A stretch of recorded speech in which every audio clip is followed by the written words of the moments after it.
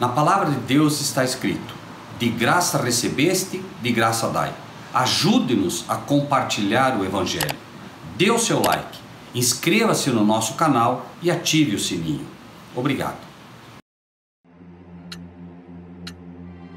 Mas há um Deus nos céus que revela os segredos. Ele revelou o que vai acontecer no fim dos dias.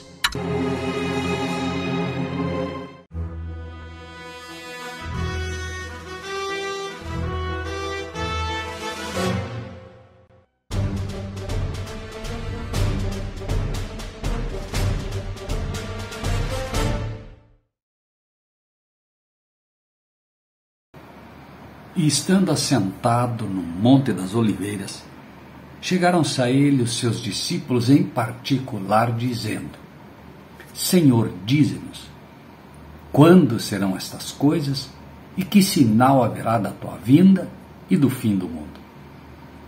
Os discípulos aqui fazem uma pergunta que eu não sei se há uma pergunta mais importante para todos aqueles que esperam a vinda do Senhor Jesus. Eles chegam a Jesus perguntando que sinal haverá da tua vinda e do fim do mundo. Jesus acabara de dizer a eles que, ao mostrar o templo a eles, disse: vedes, não ficará aqui pedra sobre pedra que não seja derrubada. Então eles fazem esta pergunta: Senhor, que sinal haverá da tua vinda e do fim do mundo? Jesus então enumera uma série de sinais, mas no versículo 15 é que ele dá a resposta que eles aguardam. Mateus 24, 15. Quando pois virdes que a abominação da desolação de que falou o profeta Daniel está no lugar santo, quem lê, entenda. Então Jesus aqui mostra aos discípulos claramente que a resposta à pergunta deles seria: quando virdes, pois, a abominação da desolação, de que falou o profeta Daniel. Obviamente que Jesus aqui está então enviando os discípulos e enviando nós ao profeta Daniel.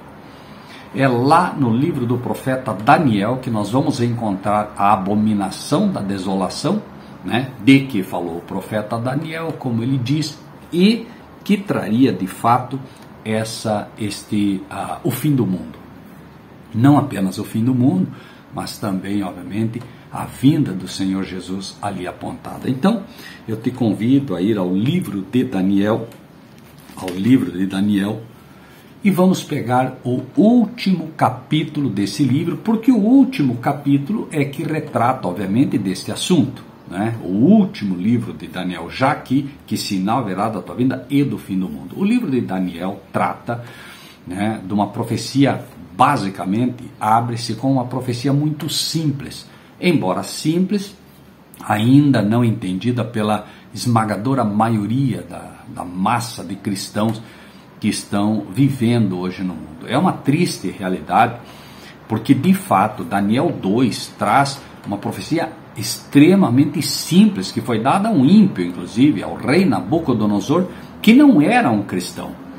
E o mundo de hoje, o mundo professo cristão, não tem a menor ideia do que é o livro de Daniel e por isso, obviamente, não conhece os eventos do fim. Isso é bastante preocupante, porque quando Cristo veio ao mundo, na época do seu primeiro advento, por que é que os líderes da igreja, por que é que os membros da igreja da época, por que é que as igrejas da época não reconheceram a sua vida? Porque não conheciam as profecias. Isaías havia apontado sobre a vinda dele, quando ele leu no templo, inclusive, o livro de Isaías, dizendo que o Messias viria, libertaria os cativos, daria vista aos cegos, etc, etc, etc. Ele complementa, inclusive, dizendo: hoje se cumprir essa escritura entre vós. E eles imediatamente expulsaram-no do templo e queriam jogá-lo, inclusive, do penhasco, queriam matá-lo.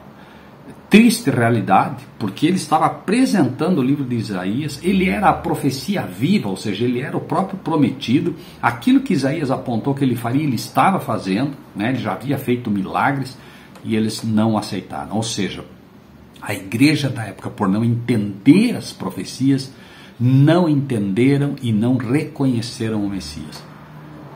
Tristemente, isso vai acontecer de novo.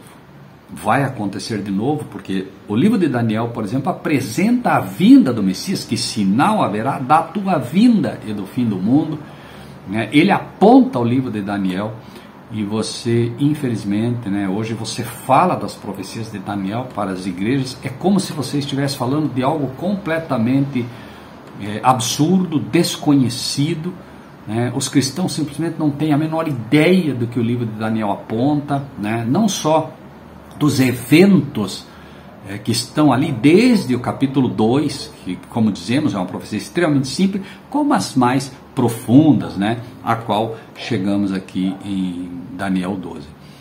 E pior do que isso, né, pior do que não entender, é não aceitar a profecia. Isso é ainda pior, porque por não entender, por não estudar, finalmente eles não conseguem aceitar. É como se você estivesse dizendo, né, a eles uma coisa, como disse, absurda, completamente absurda. E é assim, quando você não se permite estudar devagarinho, buscar, né, comparar os textos, chega um momento que, como na época de Jesus, Jesus disse para os líderes da época, por favor, tente entender isso, eram os líderes, eram os pastores, eram os presidentes das igrejas, eram aqueles a quem você olharia e diria, não, esses sabem de Bíblia, esses conhecem a respeito de Cristo, esses conhecem a respeito de Jesus. Eram exatamente aqueles a quem hoje, quando você apresenta algo, alguém diz, deixa eu perguntar para o meu pastor. O pastor foi colocado numa espécie de pináculo, onde o verdadeiro pastor não consegue atuar. Cristo diz, é assim. O pastor terreno, né, o líder da igreja diz, é assado. E as pessoas seguem as igrejas, cegamente. Seguem a igreja e não a Cristo. Esquecem-se que Cristo disse, ide e fazei discípulos, ensinando o que eu vos tenho ensinado. Hoje, há uma guerra enorme entre ser discípulo de Cristo e ser membro de igreja. Milhões são membros de igreja, mas não são discípulos de Cristo. E isso é terrível, porque já na época de Cristo o que aconteceu foi exatamente isso. Eram membros de igrejas, não eram discípulos de Cristo. De tal maneira que os próprios discípulos agora, que passavam a seguir Jesus, que estavam aprendendo com Jesus, ainda tinham muito de membro de igreja. Muito ainda. Tanto é que o que motivou a eles, né, essa pergunta, foi a olhar o templo. Estavam olhando para o templo, Senhor, vede que pedras, olha que bonita essa igreja, Senhor. Que é exatamente o que vemos hoje, né? Olha que bonita a minha igreja. Orgulho da igreja. Nós vemos vários adesivos já, né? Tenho orgulho de ser católico, tenho orgulho de ser adventista, tenho orgulho de ser isso, tenho orgulho de ser aquilo. Eu sou a universal, eu sou isso, eu sou aquilo. Quando deveriam todos dizer, eu sou discípulo de Cristo. Essa realidade também foi mostrada pela samaritana. Quando Jesus se encontra com a samaritana no poço de Jacó, essa mesma triste realidade é apresentada. Ela vem e apresenta a Jesus a igreja. Estava ali o fundamento da igreja, Cristo, que era o fundamento da igreja, sobre a qual nenhuma igreja pode se estabelecer se não tiver esse fundamento. E ela chega e faz a Jesus exatamente a pergunta, nada de novo debaixo do sol, a pergunta que as pessoas fazem hoje: em que igreja eu devo ir? Que igreja eu devo congregar? Qual igreja eu devo ir? Né? E Jesus chega e coloca para ela também uma das profecias que estão intimamente ligadas a esta de Daniel. Chega e Jesus tenta mostrar a ela, porque a pergunta dela é exatamente essa, quando ela diz: Senhor, nossos pais adoraram nesse monte, e vós dizeis que é em Jerusalém o lugar onde se deve adorar. Ou seja, Senhor, nós adoramos na igreja católica, vocês dizem que é na igreja adventista que se deve adorar. Jesus diz: creia-me, vem a hora, e agora é, em que nem neste monte adorareis o Pai, e nem em Jerusalém. Ou seja, vem a hora em que nem na igreja católica e nem na igreja adventista se adorará o Pai, porque o Pai procura pessoas que o adorem em espírito e em verdade. Então Jesus mostra claramente: não se trata de igreja. Por favor, me entenda, disse ela. Não se trata de igreja, trata-se de quem. Não é onde, mas quem. Quem você adora. Não é onde. Pouco importa onde você adora. Você pode adorar na beira das montanhas, você pode adorar dentro do teu lar. A igreja de Cristo é estabelecida tendo Cristo como fundamento, e a verdadeira igreja de Cristo adora ao Pai, em espírito e em verdade, como ele disse, em espírito, com o coração realmente voltado, entregue a Deus, e em verdade. Não se pode adorar a Deus na mentira, você deve adorar a Deus segundo o que a Bíblia ensina. Adorar, glorificar a Deus não é dizer glória, glória, glória. Adorar e glorificar a Deus é glorificá-lo, demonstrando a sua bondade, o seu caráter ao mundo. E você só vai poder fazer isso à medida que você contempla o caráter de Cristo na igreja. Então, o que motiva essa pergunta, o que realmente faz com que Jesus diga não vai ficar pedra sobre pedra, era exatamente o problema de que a igreja havia roubado o coração dos homens agora. Os homens olhavam para os templos e não olhavam para a palavra. Os homens olhavam para o templo e não olhavam para Cristo. Confundia-se. O inimigo conseguiu fazer de conta que o sinônimo de igreja é um templo, é uma instituição. E conseguiu dividir completamente os cristãos que brigam defendendo sua instituição e não defendem a verdade. Triste realidade. Essa realidade é tão triste que o diabo agora está juntando as instituições numa só. Instituições. Porque ele sabe que trazendo as instituições ele traz as pessoas. Nunca deveria ser assim. Então hoje o ecumenismo está juntando instituições, e essas instituições estão sendo juntadas não com o princípio da verdade, não pela verdade. Venham do jeito que vocês estão. Ah, você crê no arrebatamento secreto? Venha. Você não crê no arrebatamento secreto? Venha. Você crê na Trindade? Creio. Venha. Você não crê na Trindade? Não venha. É o argumento básico, e aí há um empecilho, é a Trindade. Todos estarão sendo reunidos pela Trindade. E esse é o tempo do fim, apontado inclusive pelo livro de Daniel, onde as igrejas estarão sendo unidas, mas estarão sendo unidas rejeitando a lei de Deus. Uma lei que diz: não terás outros deuses diante de mim. Aí você tem exatamente o que Deus estabelece como um princípio de mandamento, pelo qual o cristão deve andar. Aquele que me ama, guarda os meus mandamentos. Aquele que diz que não me ama, aquele que diz que me ama e não guarda os meus mandamentos é mentiroso, e nele não está a verdade. Então, a verdadeira igreja de Deus se estabelece por princípios, pelos mandamentos de Deus, e o inimigo diz: não venha do jeito que você vier. Só que você precisa, a regra é, primeiro, você tem que adorar a Trindade. Você não pode adorar ao Deus único. Se você adorar ao Deus único, você não pode fazer parte do nosso grupo. E se você guardar o sábado, você também não pode fazer parte do nosso grupo. Para fazer parte do nosso grupo, do grupo ecumênico, para fazer parte das igrejas unidas, dois aspectos têm que ser obedecidos. Você tem que crer na Trindade e você tem que guardar o domingo. E curiosamente, são esses dois elementos que farão com que você coloque na cadeira de Jesus um ser humano. Por quê? Porque a Trindade é uma doutrina de homens, com toda certeza. Veja bem, a Trindade é uma doutrina de homens que tira o Deus pessoal, único e verdadeiro, do seu trono, e o sábado, que é o sinal que ele deu, como vamos ver no livro de Daniel. Então, capítulo 12 de Daniel, capítulo 12 de Daniel, versículo 1. Naquele tempo se levantará Miguel, o grande príncipe, que se levanta pelos filhos do teu povo, e haverá um tempo de angústia, qual nunca houve, desde que houve nação até aquele tempo. Mas naquele tempo, livrar-se ao teu povo todo aquele que se achar escrito no livro. Alguns pontos importantes aqui. Primeiro, naquele tempo. Que tempo? O tempo apontado por Jesus lá, né? Aquele tempo lá. Mas ele vai esclarecer. Nesse tempo, ou naquele tempo, se levantará Miguel. Miguel agora se levanta. Miguel é Cristo. Não importa o que te ensinaram, Miguel é Cristo, é o único príncipe que pode levantar-se para defender o seu povo. É ele, Miguel. A Bíblia o chama de arcanjo. As pessoas dizem, mas Cristo não é anjo.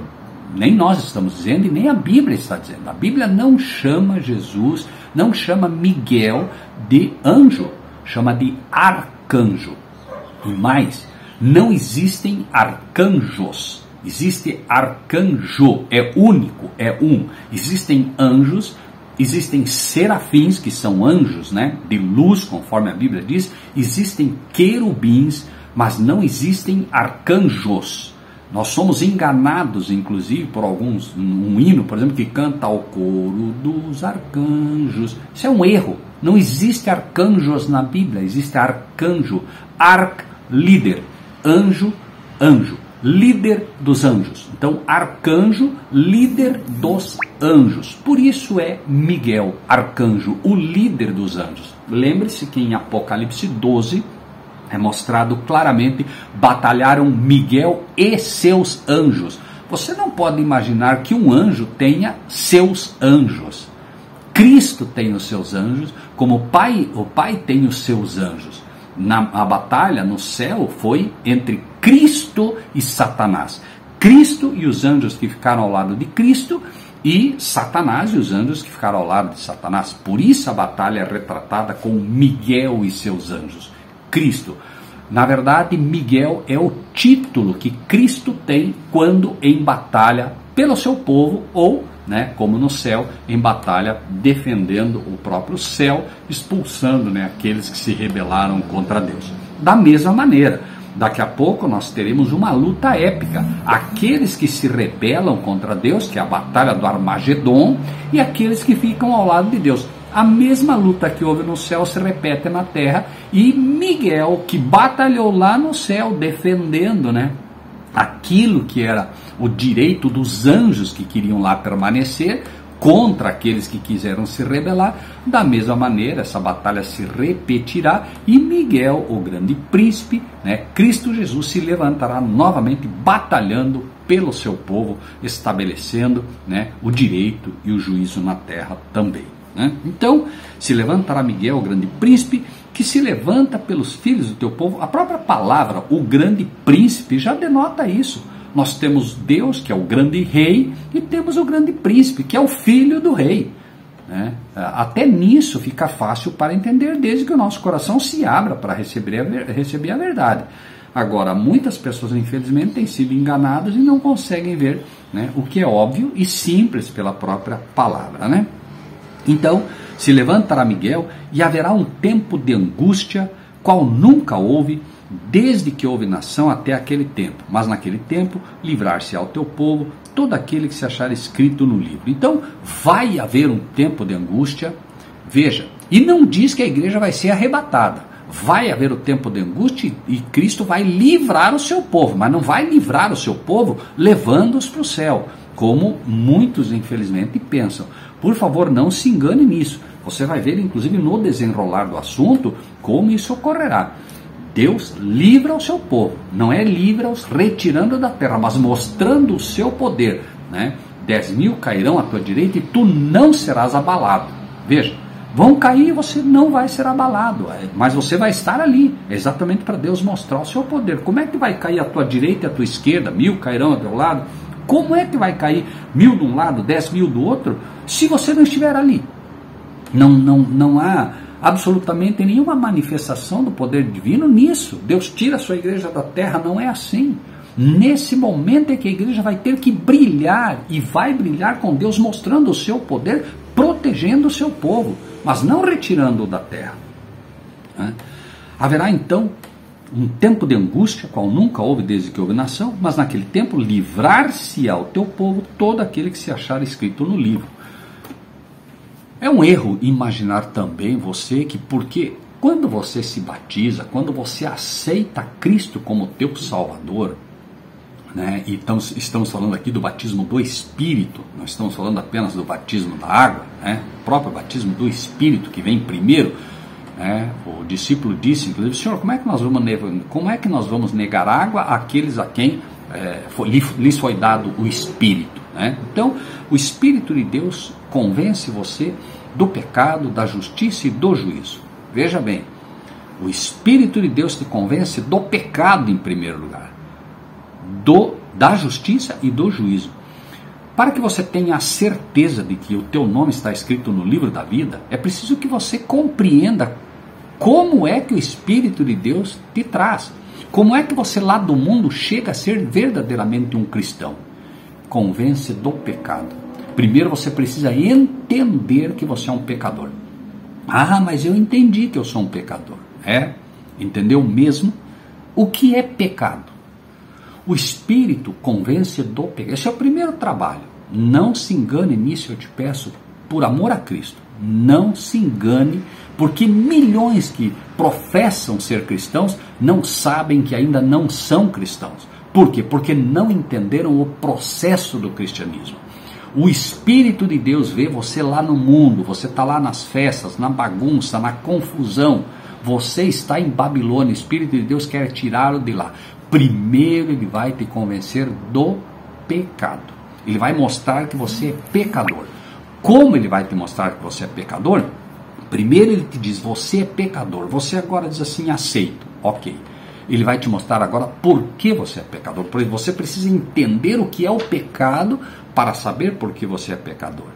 E, por isso diz, te convence do pecado, da justiça. Todos os teus mandamentos são justiça. Então o Espírito de Deus te diz, você é pecador, e você diz, está bem, eu aceito, mas por que eu sou pecador, Senhor? Você é pecador porque transgrediu a lei. Ah, espera aí, Senhor, então eu sou pecador porque transgredi a lei. Sim, porque a palavra de Deus diz que o pecado é a transgressão da lei. Ah, muito bem, então você precisa entender, número 1, que você é pecador. Você entende, número 2, que você é pecador porque você transgrediu a lei. Que lei, Senhor? A lei dos 10 mandamentos que foram escritas pelo próprio dedo de Deus. Entenda, por favor, também o seguinte, dedo de Deus, na Bíblia, dedo de Deus é Espírito de Deus. Jesus, quando expulsou demônios, eles disseram, tu expulsas pelo poder de Beelzebu. No livro de Lucas, Jesus vai dizer, eu expulso pelo Espírito de Deus. E outro texto vai dizer, pelo dedo de Deus. Mateus fala dedo de Deus, Lucas fala Espírito de Deus, mostrando que o dedo de Deus, ou seja, é pelo Espírito, que é o dedo de Deus, assim como pelo dedo dele ele escreveu a lei na rocha, pelo seu Espírito, pelo dedo dele, ele escreve no teu coração a lei dele. Quando você entende isso, você entende agora por que você é pecador. A lei agora escrita no teu coração revela pecados que você não conhecia. O apóstolo Paulo, por exemplo, ele achava realmente que servia a Deus, mas ele servia a uma igreja, ele servia a uma instituição, e ele perseguia o povo de Deus achando que estava fazendo serviço para Deus. Quando Jesus diz, Saulo, Saulo, por que me persegue, Saulo? Saulo, você está me perseguindo. Senhor, como? Sim, ao perseguir os meus filhos, ao perseguir os meus servos, ao perseguir aqueles que procuram guardar a minha lei, tu estás me perseguindo, Saulo. E Saulo, então, cai do cavalo, mostrando, né, a conversão dele ali, como ele realmente, por isso nós vemos, né, caiu do cavalo. Ou seja, você primeiro precisa cair do cavalo. Você precisa cair desse teu estado de achar que você está servindo a Deus, que você é bom, que você é maravilhoso, para entender por que você ainda não é um cristão de verdade. Você não é um cristão de verdade, não porque eu digo que não é. Eu não estou aqui para julgar, eu não posso julgá-lo. Você é julgado pela lei, você é julgado pela palavra. A palavra é quem julga.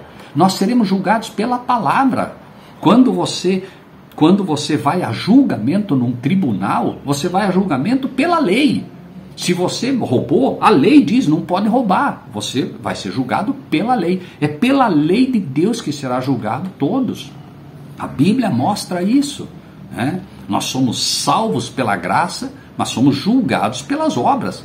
A recompensa, inclusive, é pelas obras. Julgado pelas obras, vem a recompensa ou a sentença. Por isso, também você encontra aqui todo aquele que se achar escrito no livro. Por quê?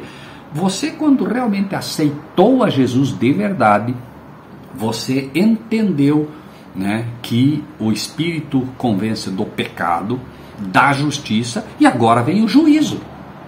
Convence do pecado, que mostra que é pecador, da justiça, da lei de Deus. O apóstolo Paulo diz, eu não conheceria a cobiça se a lei não me dissesse. Então agora você sabe o que é pecado, porque o pecado é a transgressão da lei, e agora vem o juízo. Vem o juízo, e será exatamente pela lei que você vai ser julgado. A lei que diz, honra teu pai e tua mãe, não furtarás, não adulterarás, né? Não terás outros deuses diante de mim, não farás para ti imagem de escultura, lembra-te do dia de sábado. Isso é a lei de Deus. A lei de Deus vai ser levantada e cada um agora vai responder por ela. Como? Em Cristo Jesus. Se você aceitou a Cristo Jesus, quando é levantada a lei diante de você, Cristo se levanta. Cristo se levanta, não, pai, ele é meu, eu morri no lugar dele. O teu advogado se levanta, mas o teu advogado vai se levantar se você confessa ele aqui. Jesus disse, todos que me confessarem na terra, eu os confessarei diante do meu Pai que está no céu. Agora, confessar a Cristo, acredite você ou não, é confessar tudo que ele te ensinou. E Jesus guardou a lei. Você pode dizer o que você quiser, mas ele guardou a lei. Ele não tinha outro Deus diante dele. Ele guardou o sábado. Jesus não adorou estátua, não se inclinou para estátuas. Jesus nunca tomou o nome do Senhor Deus em vão. Jesus não roubou, Jesus não adulterou, Jesus não matou. Esse nome ainda pode ser riscado. Por isso diz, todo aquele que se achar escrito no livro. Teu nome está lá, mas pode ser riscado. Por quê? Você diz ter aceito a Jesus Cristo, mas não aceita o que ele te ensina. Você diz ter aceito a Jesus Cristo, mas na verdade você aceitou as doutrinas de uma igreja. Você mistura, né, convencimento com conversão. Você foi convencido de uma série de doutrinas, mas não foi convertido a Cristo. Por isso você serve a uma igreja e não a Cristo. E isso é perigosíssimo. Veja, não adianta lutar contra isso. Daniel 12 vai te apresentar a vinda do Senhor Jesus e quer te preparar para isso.